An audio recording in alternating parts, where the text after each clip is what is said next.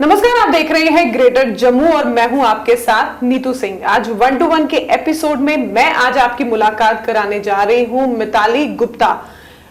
इन्हें आप आज तक में भी देख चुके होंगे। 2000 में इन्होंने अपनी करियर की शुरुआत एज अ जर्नलिस्ट के तौर पर की थी। फिर उसके बाद सफर चलता गया। 2011 में इन्होंने बाय बाय कर दिया जर्नलिज्म से और फिर उसके बाद सोशल एक्टिविस्ट तो अभी भी हैं और साथ ही साथ ये डाइटिशियन भी है। तो चलिए एक छोटी सी मुलाकात करते हैं डॉक्टर मिताली गुप्ता के साथ, जानते हैं कि इनके सफर जो है उसके बारे में, कि जर्नलिस्ट से डाइटिशियन का सफर कैसा रहा।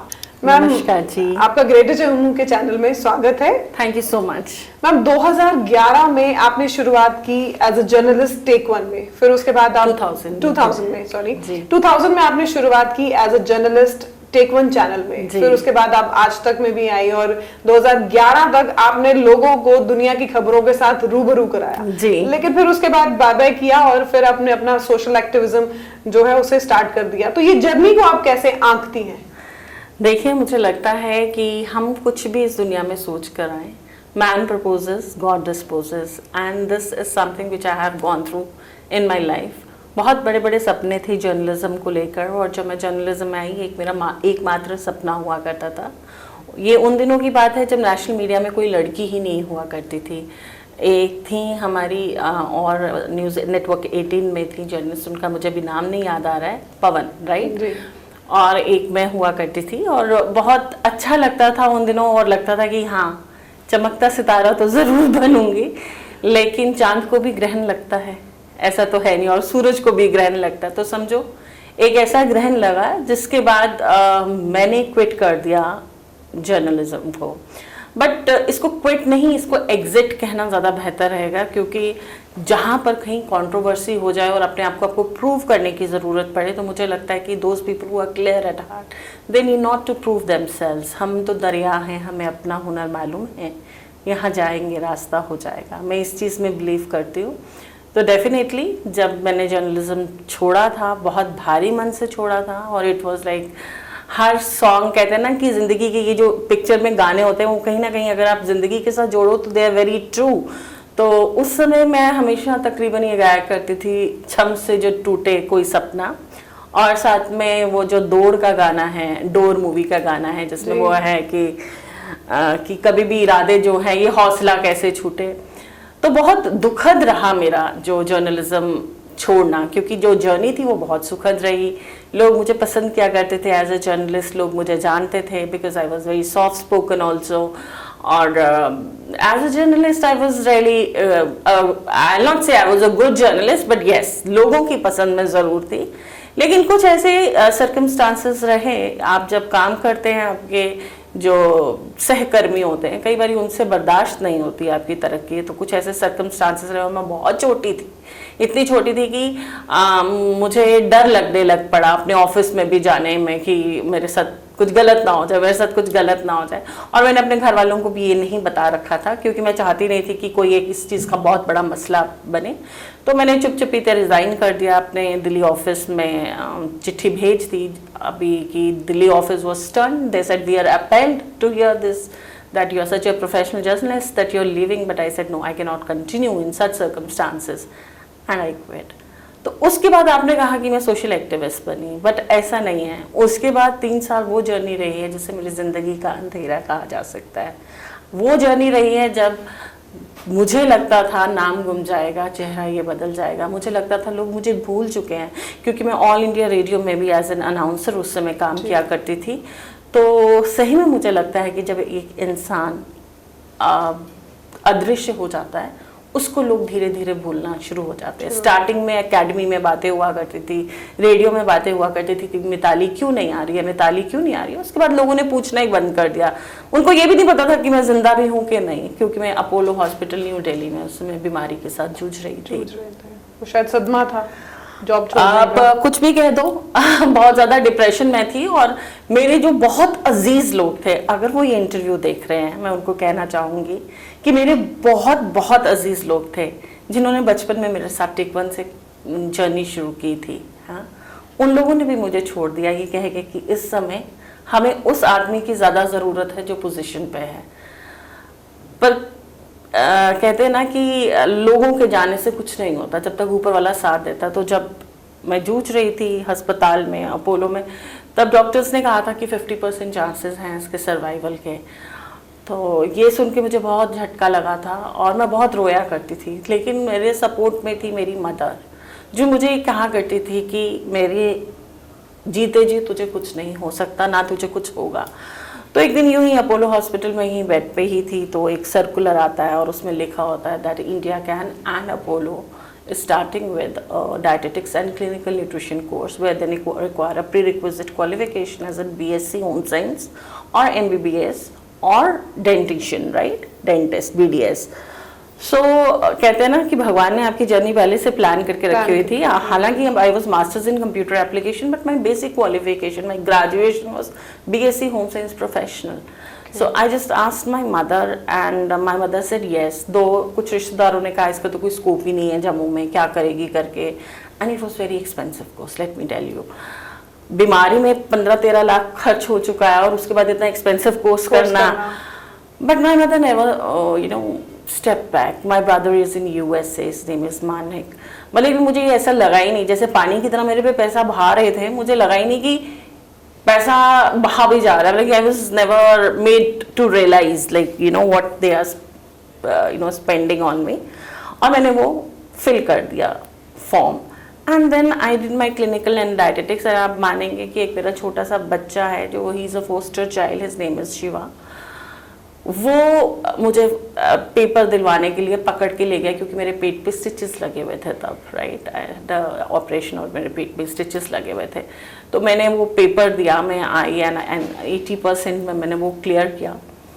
और धीरे धीरे रिकवरी के फेज़ में ही मैंने ऑनलाइन लोगों को डाइट्स देना शुरू किया एंड ऑल दैट। जब डॉक्टर ने ग्रीन सिग्नल दिया तब मैं जम्मू आ गई और जम्मू आकर मैंने ड्राइंग रूम में अपना क्लिनिक शुरू कर दिया। I still remember my package was very cheap package. I was doing for 10 kgs. I was charging just 4,000 rupees, and I was so happy in those 4,000 rupees. Because मुझे लगता था यार economic independence ही चली गई आज तक, मतलब कि मीडिया छोड़कर। एक समय था जब जो आपकी अर्निंग थी वो thousands में थी। So one day my mother told me कि अब तो my nickname is गुड़िया, right? मम्मी said that गुड़िया अब तो सोफे टूटने लगे हैं ड्राइंग रूम के, तुम ऐसे करो तुम कहीं और बना लो अपनी clinic. So I was really afraid. I said कि मेरे पास क्लाइंट ना आए तो from where will I give the rent. तो वो जद्दोजहद जो है दिमाग में चलती रही। सो वन फाइन डे, मुझे अभी भी याद है, हमारा गणपति विसर्जन था, तो हमारे किराएदार थे ऊपर, उन्होंने भी हमें बड़ा सपोर्ट किया। लाइक मेरी बीमारी के टाइम विकास उनका नाम था, वो नीचे आए, उन्होंने कहा कि ma'am we are shifting because ये घर अब हमें छोटा पड़ रहा है। तो वो हमें बहुत धक्का लगा क्योंकि उनका मॉरल और मेंटल सपोर्ट बहुत था। गुस्सा भी आया कि हमारे साथ इतने अच्छे रिलेशंस हैं, आप क्यों शिफ्ट कर रहे हो, बट उनकी मर्जी थी, उनको जाना था, वो चले गए। नाउ यहाँ पे लाइफ का टर्निंग पॉइंट था। माय मदर टोल्ड मी कि अब ऊपर घर खाली हो गया, मुझे किराएदार नहीं चाहिए, सारा दिन की चिक चिक होती है, तुम ऊपर शिफ्ट कर जाओ। एंड फाइन, मैंने कहा ठीक है शिफ्ट कर जाते हैं। मैं अभी भी आनाकानी कर रही थी कि 15,000 रुपये महीने पे अगर कोई हमें किराएदार मिल जाता है तो एटलीस्ट अर्निंग हो जाएगी। So one day one of my clients, उनका नाम शिवानी है, वो और उनके हस्बैंड मेरे घर, आपके लिए कोई गिफ्ट है। What is the gift? Like office table और चेयर लेकर पहुंच गए और उन्होंने मेरा ऊपर सेटअप कर दिया। And trust me, I am so grateful to Shivani and Ashish, उन्होंने आज तक उसके चार्जेस नहीं लिए मुझसे। कहते ये हमारी तरफ से गिफ्ट है क्योंकि मेरी बीवी को आपने पतला किया है, जो मुझे लगता नहीं था वो कभी भी हो पाएगी। I said okay Ashish and Shivani, और वहाँ से मैंने अपना ऊपर शुरू किया। और फिर वो 4,000 से 8 हुआ पैकेज, 8 से 15 हुआ, 15 से 18 हुआ, 18 से 24 हुआ, 10 किलो का पैकेज। और ट्रस्ट मी, इतने लोगों को एम्पावर किया मैंने उस पैसे से कि I had all women staff upstairs from drawing room to 4 room clinic, from no staff, मतलब कि मम्मी helping me to give material, to get the writing pad for me, having so many people as in staff members, and फिर धीरे धीरे ये journey चलती गई। बहुत सारे सेलिब्रिटीज़ जुड़ गए, बहुत सारे पॉलिटिशियंस जुड़ गए जिन लोगों ने मुझसे डाइट ली। And I think it was my hard work and it was with the grace of God that God supported me, basically. बस करने का जज्बा था और मैंने बहुत मेहनत की। सुनने में ये भी आया इसके पास डिग्री नहीं है जी, ये कहाँ की डाइटिशियन है, मुझे तो लोगों को दिखाने की ज़रूरत नहीं थी।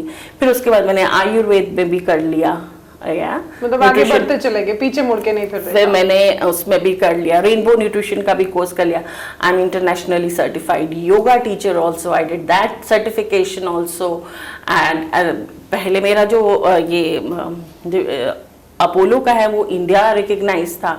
Then I did an internationally certified diploma, so that अगर मैं इंडिया से बाहर जाऊँ मैं, और फिर मेरे पास फॉरेन के भी बहुत क्लाइंट्स आए। सो फिर पीएचडी भी हो गई, जिसके वजह से डॉक्टर लग गया, जिसमें लोगों को बहुत प्रॉब्लम थी ये कहाँ की डॉक्टर है। तो मैं कहती भैया आ जाओ मेरी क्लिनिक में।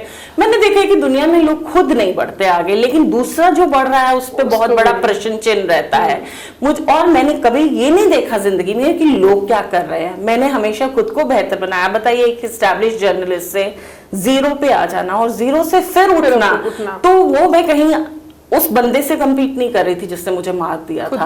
अगर उससे compete करना होता तो शायद मैं वापस से जर्नलिज्म में जाती, राइट। मैंने उन लोगों से compete नहीं किया जिन्होंने मेरे साथ बहुत बहुत बहुत बुरा किया। मैंने खुद से compete किया कि अगर मैं 80,000 की नौकरी मैंने छोड़ी है तो मुझे 1,60,000 रुपया महीना कमाना ही कमाना है।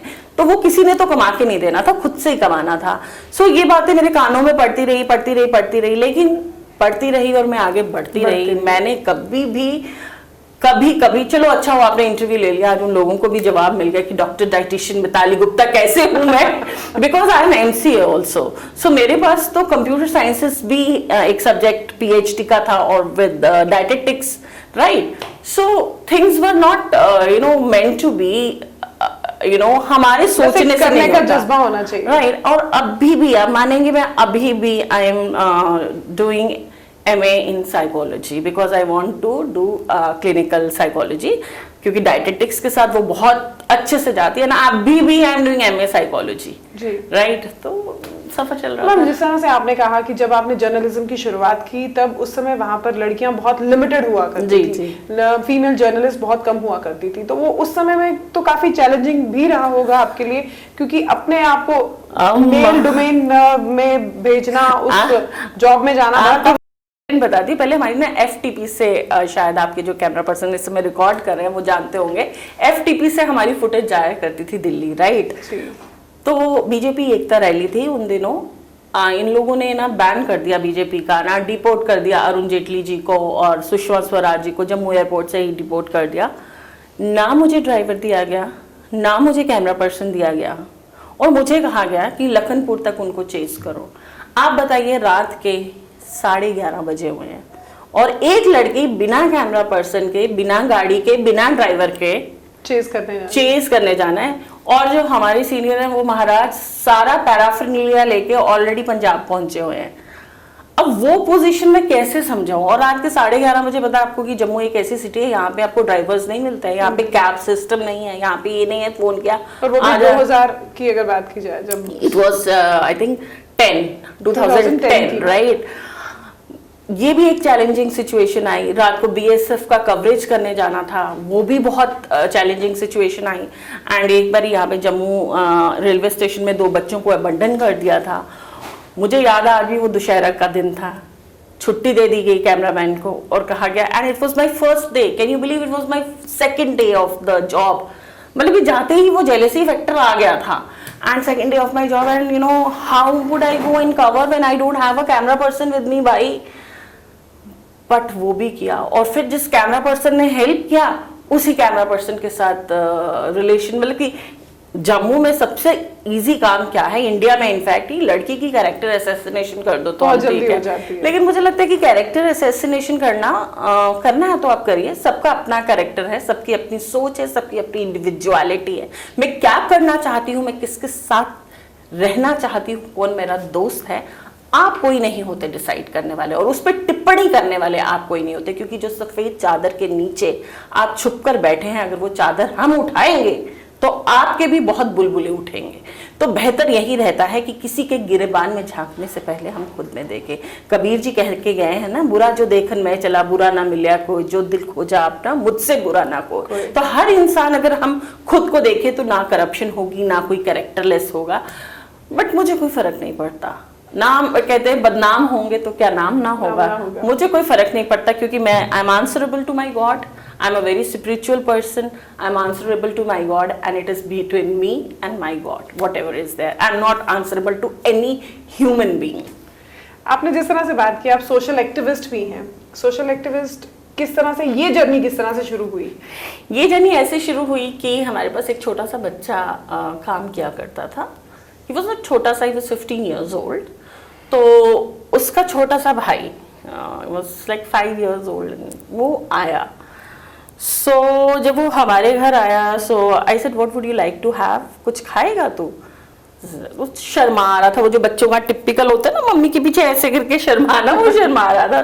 सो I made noodles for him, noodles खा के वो बच्चा गायब हो गया। अरे हम लोग ढूंढे ढूंढे ढूंढे, कुछ ऐसी बातें हैं जो मैं मीडिया में नहीं बताऊंगी, उस बच्चे के बारे में बताना ठीक भी नहीं है।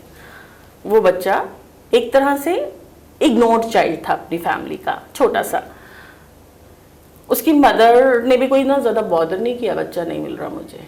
उसने कहा ठीक है मैं जा रही हूँ, आऊँ चली हैं ग्रां, लगभग मेरे ग्रां भेजी ओडियो, मदर के, उसके मदर के वर्ड्स थे। तो मैंने कहा आंटी आपको चिंता नहीं है, ये गिनिया नी तंग करदा रोंदा, ग्रां भी करदा रोंदा, इत्थे भी करदा, लभदा लभे नहीं लभदा नहीं लभे, and she went away. The moment she leaves our home, ये बच्चा टिंग टिंग टिंग टिंग करके बेड के नीचे से निकल गया, और बेड की इतनी सी जगह थी यहाँ से वो घुसा हुआ था। मैंने कहा तुम? कहता मैंने तो इधर ही रहना है, मैंने तो जाना ही नहीं है। ओके, अब बच्चा था, ठीक था, 5 साल का बच्चा था, कोई ऐसा उसके लिए मेरे को कनेक्ट नहीं था। बट एक दिन मेरे भाई की बेटी से गिलास पानी का गिर गया, दोनों ऑलमोस्ट सेम एज के हैं, तो वो फटाफट भागा and he started cleaning it, no झाड़ू के साथ ही स्टार्टेड। 5 साल का बच्चा जो आपके पास था। मैंने कहा रुक जा, ये क्या कर रहा है? कहता दीदी ये दिख गया ना, हमें साफ कराना। मैंने कहा बिल्कुल नहीं करना, तुम्हारे हाथ को चोट आ जाएगी। और मैंने सोचा कि हमारे बच्चे इतने प्रिविलेज्ड हैं और ये सेम एज का बच्चा, why? And I became mother to him the very same day. आज वो बच्चा BA Part 2 में है, किसी भी बच्चे से बेहतर उसकी परवरिश हुई है, उसके पास अपनी गाड़ी है, उसके पास अपनी घड़ी है, आई वॉच, उसके पास अपना iPhone है।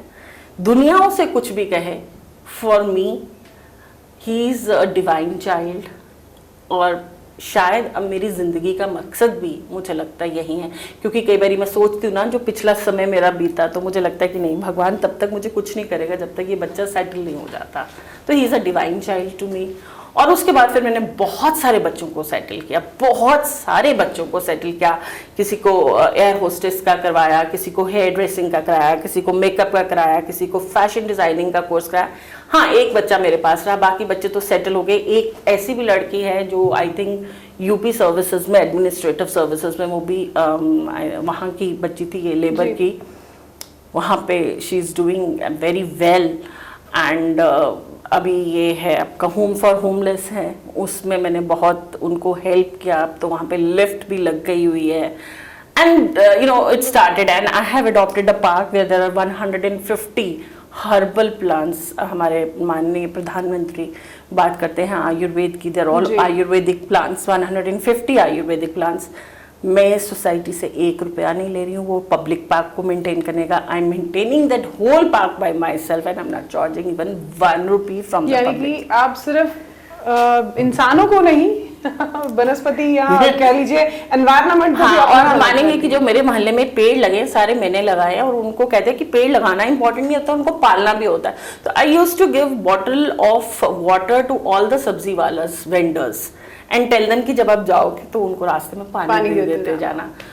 सो या इट्स आपने जर्नलिज्म को बहुत क्लोजली देखा है, बहुत, जैसे आपने बताया कि जब आपने शुरुआत की थी जब कोई फीमेल जर्नलिस्ट हुआ करती थी, लेकिन आज के जो समय है, इस समय तो जर्नलिज्म जो है बहुत ज्यादा फैल चुका है। इसमें लड़कियां भी हैं, लड़के भी हैं, हर कोई एक दूसरे से आगे बढ़ने की कोशिश में है। आज के समय को आप कैसे देखती हैं? देखिए, अगर हम आज के समय को देखा जाए ना, अभी यंग जर्नलिस्ट मेरे सामने बैठी हैं, जर्नलिज्म शब्द में और ऑन फील्ड आके काम करने में और माइक लेके घूमने में बहुत डिफरेंस है। जर्नलिज्म एक ऐसा गूढ़ प्रोफेशन है जिसके लिए बहुत समझदारी की ज़रूरत है, जिसके लिए ये देखना होता है कि हमारी सांप्रदायिक भावना किसी की बनी रहे, है ना, किसी की फीलिंग्स आहत ना हो। लेकिन मुझे लगता है आजकल इसी को बेचकर लोग नाम कमा रहे हैं। जब हमने पढ़ा था तो हमें ये पढ़ाया गया था, we don't have to use the words like Hindu, Muslim, Sikh, ईसाई, माइनॉरिटी में। लेकिन आजकल इन्हीं चीज़ों को बेचकर, देखो एक जर्नलिस्ट का कोई धर्म नहीं होता when he is on the field. अब मैं कहूँ कि मेरा कोई धर्म नहीं है, नहीं, मैं सनातनी हूँ और मैं बहुत कट्टर सनातनी हूँ।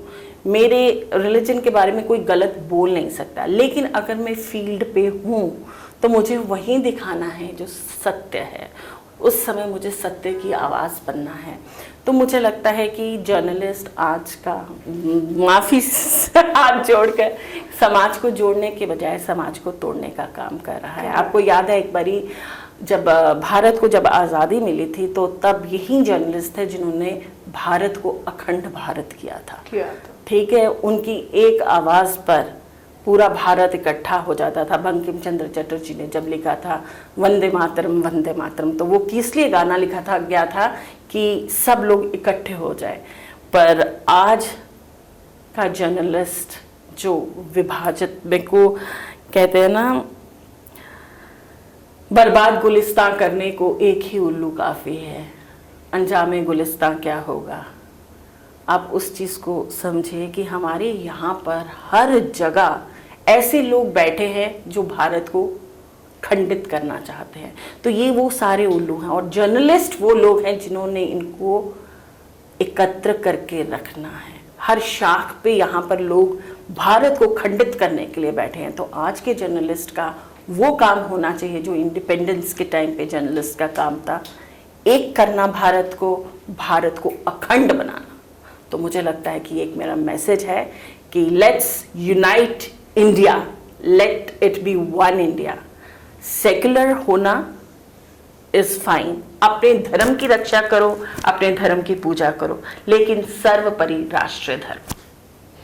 मिताली जी, आपके साथ बातचीत करके बहुत मजा आया और उम्मीद करती हूँ जिन हर्डल से आप निकली हैं और जिस तरह से अपने आप को बेबाक किस्म से आगे बढ़ाती हुई जा रही हैं, आप एक मिसाल बन चुकी हैं जम्मू के लिए और इसी तरह की एक मिसाल कायम करके जाएं पूरे विश्व भर में। Thank you so much.